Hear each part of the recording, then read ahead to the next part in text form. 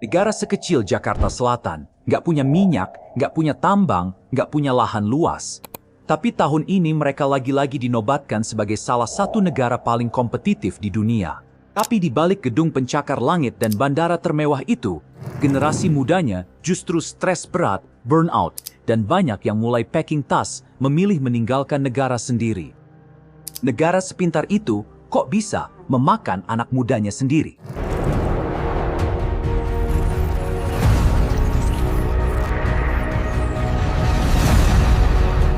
Untuk paham masalahnya, kita mundur dulu sebentar. Tahun 1965, Singapura baru merdeka dalam kondisi yang sulit dan diapit negara tetangga yang jauh lebih besar. Mereka bahkan sempat dikeluarkan dari Malaysia. Lee Kuan Yew dan timnya lalu ambil keputusan tegas karena sumber daya alam terbatas, aset utama adalah manusia. Negara menginvestasikan banyak ke pendidikan, infrastruktur, dan kebijakan pembangunan yang ketat. Filosofinya sering diringkas seperti, kita harus jadi yang terbaik atau kita akan gagal. Dan strategi itu berhasil dalam banyak hal.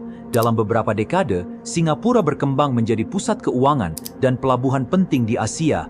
Pendapatan per kapita dan infrastruktur publiknya termasuk yang tersorot secara global, dan sistem pendidikannya sering dipuji dalam peringkat internasional.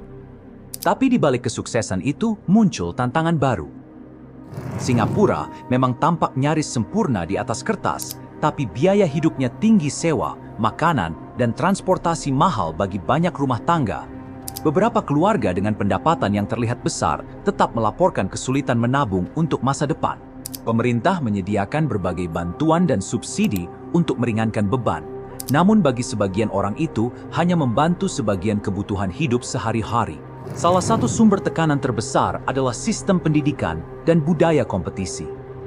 Dari luar, sistem pendidikannya sangat kompetitif. Anak-anak menghadapi ekspektasi akademik sejak dini dan jalur seleksi sekolah bisa terasa menentukan masa depan.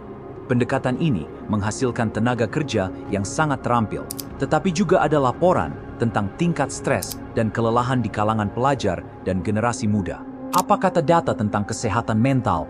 Beberapa survei dan penelitian menunjukkan peningkatan gejala depresi dan kecemasan di kalangan pemuda, namun angka bervariasi menurut studi dan definisi yang digunakan, jadi lebih aman menyebutnya sebagai proporsi signifikan daripada angka tunggal tanpa konteks.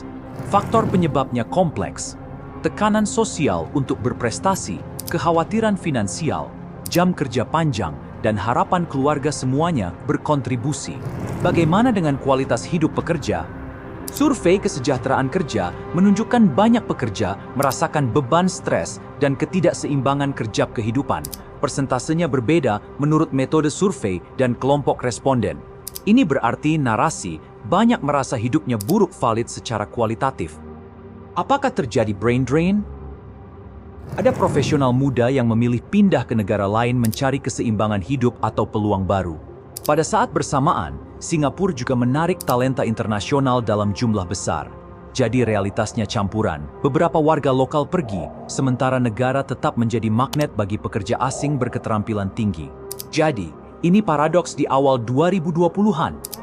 Singapura berhasil membangun negara sangat efisien dan kompetitif, namun model pembangunan yang berfokus pada performa dan kompetisi membawa biaya sosial dan mental bagi sebagian generasi muda. Kemajuan tanpa perhatian pada keseimbangan kesejahteraan ternyata punya batas.